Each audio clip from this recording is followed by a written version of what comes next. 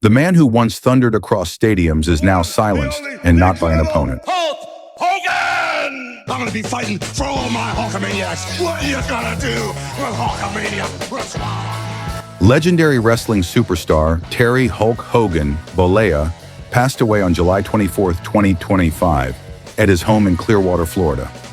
At age 71, the icon known worldwide as Hulk Hogan succumbed to acute myocardial infarction, commonly a heart attack, after battling private health struggles that the world never fully saw: chronic lymphocytic leukemia and atrial fibrillation. No flash of lightning, no final match. Just sudden stillness, surrounded by the quiet of his own household. That final collapse was not the end of the spectacle, but a curtain closing on a life built around it. Hogan was more than a wrestler. He was a cultural phenomenon. From the mid-1980s onward, Hulkamania wasn't just a catchphrase, it was a movement. He headlined WrestleManias, starred in films like Rocky III, and brought wrestling into mainstream entertainment. He was the face of bodybuilding meets showmanship, a living cartoon who inspired generations. Yet underneath that red, white, and yellow spectacle lay a different story, one of private pain, mixed allegiances, and choices that earned him both adoration and alienation. In the weeks before his death, Hogan had undergone at least 25 surgeries, hips, knees, spine, and was living with cancer and a heart condition he'd never publicly acknowledged. His wife, Sky Daly, had spoken of his struggles. His public image remained invincible. What truly startles is how someone so large in persona and influence could vanish quietly, with no fanfare, leaving behind a legacy complicated by political controversy, family estrangement, and a wrestling industry that both worshipped and eventually sidelined him. The shock isn't just in his death, but in the paradox of his entire life. Bigger than life, but perhaps never truly at peace. In public memory, he lived like a titan. In private reality, he faded like a flame. So this is not a tribute fit for posters or fireworks. This is a reckoning with the legend and with what it meant to carry that weight outside the ring and beyond the fanfare. To understand Hulk Hogan is to step into a time when spectacle reigned supreme, and the line between hero and myth was as thin as the ropes around a wrestling ring. He didn't rise in a vacuum. He emerged from a very specific moment in American pop culture. The neon-drenched, testosterone-fueled 1980s, where cable television was exploding, MTV was rewriting fame, and sports entertainment was transforming from niche carnival act to global media empire. Terry Bollea was the right man, in the right body at the right time, and what followed was nothing short of cultural combustion. By the early 1980s, Vince McMahon's World Wrestling Federation, WWF, was reinventing itself as a national powerhouse. It needed a face, a superhero, a living embodiment of the American ideal. And in walked Hogan, 6'7", 300 pounds, platinum blonde mustache, bandana, and charisma that shot through the screen like lightning. With his exaggerated biceps, bulging eyes, and booming catchphrases, "What you gonna do when Hulkamania runs wild on you?" He was exactly the kind of entertainment the Reagan era wanted: strength, simplicity, spectacle. The rise of Hulkamania was more than just a marketing campaign. It became a lifestyle for millions of young boys and nostalgic men alike. He told kids to eat their vitamins and say their prayers. He flexed his muscles on Saturday Night Live, battled Andre the Giant at WrestleMania 3 before 93,000 fans, and even co-starred with Sylvester Stallone in Rocky III. He was on lunch boxes, action figures, and cereal boxes. Hulk Hogan wasn't just famous, he was everywhere. But the theme that started to form, even early on, was this: Hulk Hogan wasn't a man, he was a brand. And brands don't bleed. Brands don't rest. Brands don't age. That identity became both his weapon and his prison. Terry Bollea, the person, began to fade behind the larger-than-life mask of Hulk Hogan. And as his influence grew, the walls between performer and person began to collapse. The wrestling world, always a blend of reality and illusion, became the perfect stage for Hogan's duality. On screen, he was a savior. Off-screen, he was calculating. He leveraged creative control clauses in his contracts, influenced match outcomes, and built a business empire that blurred the line between sports and showbiz. To some, he was a genius. To others, a manipulator. But few could deny he was the most powerful force in wrestling. By the mid-1990s, as fans began to tire of cartoon heroes, Hogan's image cracked. In an infamous move, he turned heel, becoming the villainous Hollywood Hogan in WCW's New World Order faction.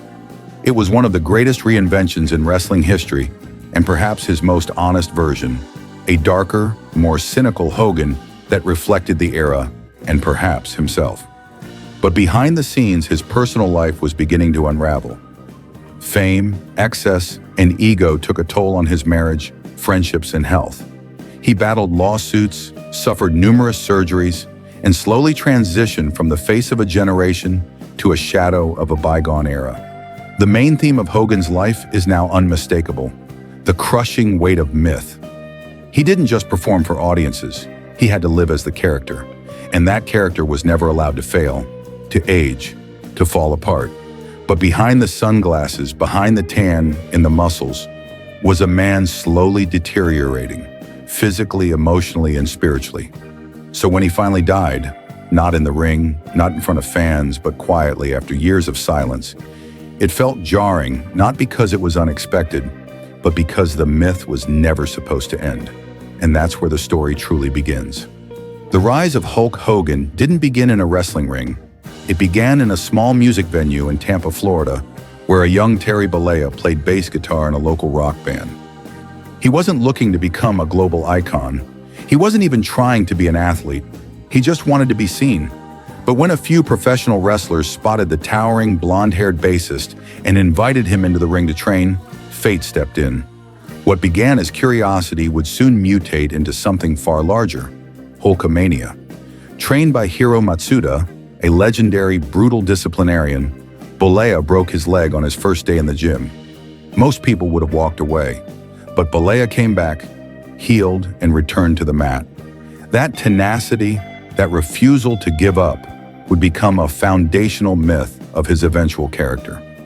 When he first stepped into the wrestling circuit under the name Sterling Golden, and later the Super Destroyer, few could have predicted the trajectory. His look was undeniable, but his persona wasn't yet born. The transformation happened in 1979, when he appeared on a local talk show alongside Lou Ferrigno, the star of The Incredible Hulk. At 6'7" and over 300 pounds, Bollea dwarfed the television superhero, and a producer jokingly called him the real Hulk. The name stuck, the character evolved, and soon Hulk Hogan was unleashed. His early WWE, then WWF appearances introduced fans to a new kind of performer, part superhero, part folk hero. He wasn't a complex character. He was simple, righteous, loud, and larger than life. In 1984, he defeated the Iron Sheik at Madison Square Garden to win the WWF World Heavyweight Championship, and Hulkamania officially began. That victory marked not just a title change, but a cultural shift. Hogan became the face of a movement. Kids wore yellow shirts with Hulkamania stamped across the chest. Adults bought pay-per-views just to watch him slam giants. He represented America at its most exaggerated, powerful, loud, moralistic. His theme song, Real American, blared through arenas while fans chanted his name in unison. It wasn't just sports entertainment, it was worship. WrestleMania cemented him. At WrestleMania I, he teamed up with Mr. T and introduced the WWE to mainstream America. At WrestleMania 30, he body-slammed Andre the Giant in front of 93,000 screaming fans in Pontiac, Michigan, an act so iconic that it is still replayed in highlight reels across the world. That moment became legend. It didn't matter that wrestling was scripted. What mattered was that the spectacle felt real. But success breeds ego, and by the late 80s, Hogan was no longer just the face of wrestling. He was also making films, commercials, TV appearances. Suburban Commando, No Holds Barred, and Thunder in Paradise made him a familiar face outside the ring, even if his acting was mocked. He didn't care. He was building an empire. Backstage, however, trouble brewed. Hogan had immense power over his booking and outcomes. Wrestlers complained that he refused to put over younger talent, that he demanded to win even when stories called for his loss. And while his image was that of a clean, living, moral leader, whispers of steroid use and egoism began to circulate. Still, fans cheered. Hulkamania was untouchable. The early 90s saw his star dim. Wrestling's popularity waned. Scandals, including steroid allegations in the WWF, forced Hogan to step away. But just when it seemed like the flame was dying, he reinvented himself. In 1996, in a move that stunned fans, Hogan turned heel, becoming Hollywood Hogan and forming the New World Order, NWO, in rival promotion WCW. Gone were the bright colors and catchphrases. In their place, black shades, black beard, and a swaggering villain who mocked the very hero he used to be. It was the most important character shift in wrestling history and reinvigorated his career. Fans booed, but they watched. They couldn't look away. Yet as WCW began to collapse in the early 2000s, so did Hogan's grip. He returned to WWE, then WWF again, this time as a nostalgia act. He was still beloved, but no longer revolutionary. His storylines became rehashes. His body began to fail him. Surgeries mounted, his aura dimmed. Off-screen, his personal life was also unraveling. A bitter divorce from wife Linda, a leaked sex tape, a racial slur scandal that nearly destroyed his public image. Lawsuits. A strange legal battle with Gawker that ultimately led to its bankruptcy. But at what cost? And still, he lingered. In the twilight of his career, Hogan existed more as a symbol than a man. He appeared at Hall of Fame events, cut promos from the comfort of a chair, smiled through pain. But his body was broken. Over 25 surgeries, chronic pain, and mounting illness. The rise of Hulk Hogan wasn't a straight climb. It was a volcanic eruption, but even the mightiest eruptions eventually cool. And so the man who once called on fans to fight, train, and believe, faded not with a roar, but a quiet, aching silence. The myth of Hulk Hogan was always larger than the man himself. But behind that myth, behind the red and yellow, the brothers, the 24-inch pythons, lived a deeply fragile truth that Terry Bollea had spent 4 decades becoming a symbol so heavy, it eventually broke him. In his final years, Hogan wasn't living in the spotlight anymore. He was hiding behind it. While the public remembered the slam heard round the world at WrestleMania 3, or the heel turn that shook WCW, Hogan's private life unraveled quietly. Off-screen, he was enduring near-constant pain, bone-on-bone friction in his knees, a failing spine, nerve damage. He couldn't walk without assistance, couldn't sleep through the night, and needed help for even the most basic tasks. Over the course of his life, Hogan had undergone over 25 surgeries, including multiple spinal fusions and hip replacements. His body, once sculpted into living armor, had become a cage. But the pain wasn't just physical. In 2007, his son Nick was involved in a near-fatal car accident that left his passenger permanently disabled. Hogan's public image, already under strain, took a hit. The tabloids seized on his personal life.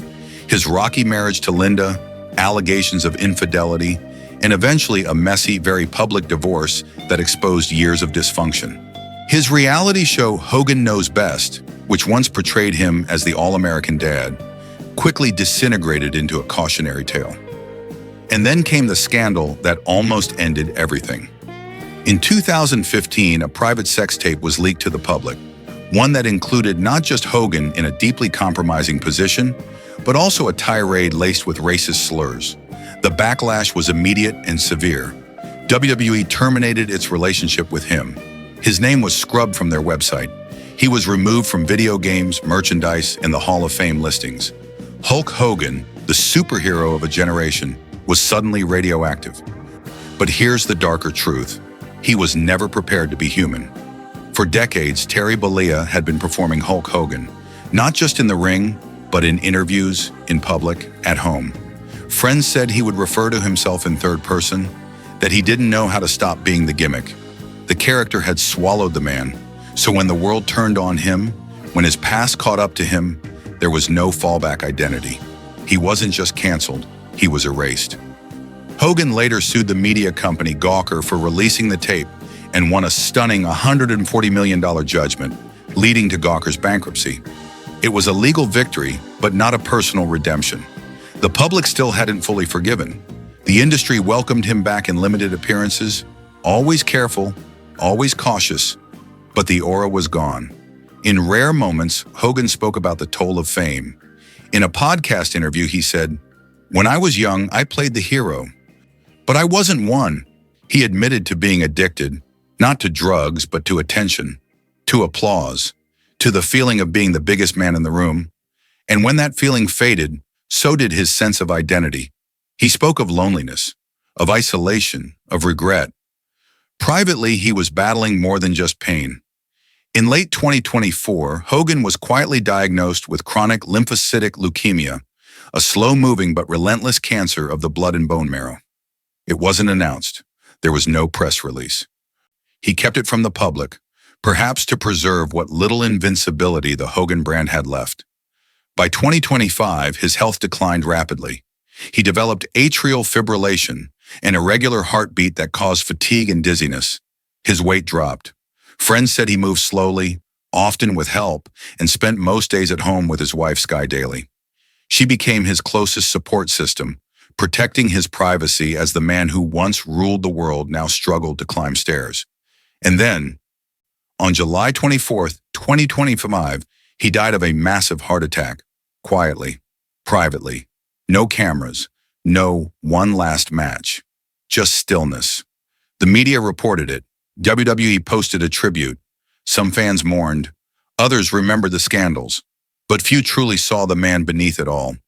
Terry Bollea, the boy from Tampa who became a god and spent the rest of his life trying to survive the temple he built. The emotional climax of Hulk Hogan's story is this. He couldn't separate himself from the character, and in the end, neither could we. He was everything we wanted, and that may have been what destroyed him. At Legends and Secrets, we don't mourn icons, we examine them. And Hulk Hogan is not just an icon, he is a case study in the cost of cultural mythology. On the surface, his story reads like a classic rise and fall narrative. The hero who became the villain, the champion who was eventually defeated. Not in the ring, but in life. But what makes his legacy so difficult to assess is how deeply interwoven he became with the myth we wanted to believe. For decades, Hogan wasn't just a wrestler.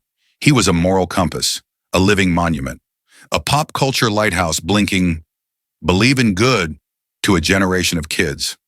So what do we do when our lighthouse dims? Here's our position. Hulk Hogan was both the architect and the prisoner of his own legend. He built the house of Hulkamania brick by brick. He embraced the spotlight, lived in the costume, and sold the illusion with unmatched dedication. But once the crowd thinned and the world changed, he couldn't find the door out.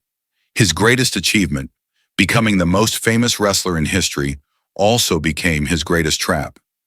As a performer, he was irreplaceable. As a human being, he was deeply flawed. He held down rising stars. He manipulated storylines. He played politics behind the curtain. Yet even those choices pale beside the real damage. The racism scandal, the betrayals, the inconsistencies between the hero we were sold and the man behind the curtain. And we can't ignore those things. They happened, they matter. But neither can we ignore what he gave. He made professional wrestling matter. He turned a niche performance art into global entertainment. He gave kids a symbol of strength, loyalty, and resilience. Even if he couldn't always embody those values himself, the impact is undeniable. You can't walk into a wrestling arena today without seeing echoes of his influence. We believe Hulk Hogan's life asks an uncomfortable question. What happens when a person becomes bigger than themselves? For Hogan, the answer was pain, isolation, and a slow disintegration of identity. He became a mirror of our cultural obsession with strength, only to show us, in the end, how fragile that strength really is. So what's left? A body broken, a character immortal, a legacy fractured, but perhaps also a cautionary tale of how fame can amplify greatness and expose weakness, sometimes in the same breath. Now it's your turn. What do you remember about Hulk Hogan? Was he your childhood hero, a disappointment, or both? Let us know below. The conversation doesn't end here. Some stories are never told, but now you know. Hulk Hogan didn't just walk into history, he thundered into it, boots first, arms raised, crowd roaring. For a moment, he was everything. The strongest, the loudest, the most invincible man in the room. He wasn't just the face of wrestling, he was the face of an entire generation's belief in heroes. But even heroes grow old. And when the lights dimmed, when the arenas emptied, when the catchphrases turned into whispers, what remained was not a titan, but a man. A man who had sacrificed his body, his privacy, and perhaps even his sense of self to keep playing a role that the world refused to let him stop playing. That's the tragedy and the poetry of Hulk Hogan. We remember the slams, the poses, the promos, but what haunts us more is what we never saw.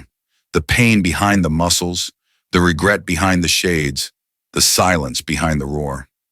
The boy from Tampa who dreamed of making music and ended up playing a character so loud, so bombastic, it drowned him out. He lived long enough to see his name both worshipped and torn apart, to watch his own image crumble under the weight of mistakes, scandals, and shifting cultural values. And yet, through it all, he remained Hulk Hogan, because that's all the world ever allowed him to be. But legacy isn't built on perfection. It's built on impact. And no one impacted wrestling, pop culture, or the mythology of masculinity quite like Hogan. Whether you loved him or outgrew him, he left a mark on you. He flexed and the world followed. Now all that remains is memory, the echo of entrance music, the glint of gold around a waist, the raspy growl of a man who once told you to believe in yourself. He's gone now, but when you close your eyes and picture the ring, the lights, the crowd, you'll still hear him, you'll still see him, because Hulk Hogan wasn't just a wrestler. He was a story, and stories, real stories, don't die. They live on in every fan who still believes.